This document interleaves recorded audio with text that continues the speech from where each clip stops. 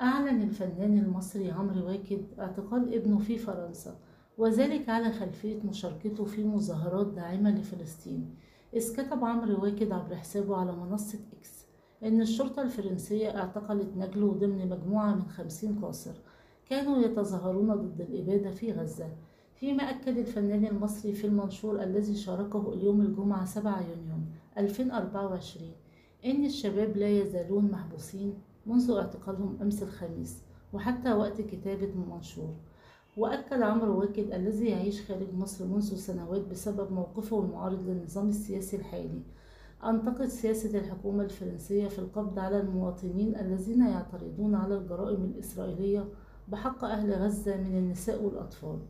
يأتي هذا في خضم قمع يواجهه نشطاء داعمون للقضية الفلسطينية في دول أوروبية، وعلى رأسها فرنسا وألمانيا وكذلك في الولايات المتحدة، فيما توشك الحرب الإسرائيلية على غزة الدخول لشهرها التاسع، حيث قتلت إسرائيل ما يزيد عن 36 ألف فلسطينيا معظمهم من النساء والأطفال، فيما أصابت ما يزيد عن 83 ألف فلسطيني، فضلا عما يصل إلى 10,000 مفقود، وفقا لآخر إحصاءات وزارة الصحة بغزة يوم الخميس 6 يونيو.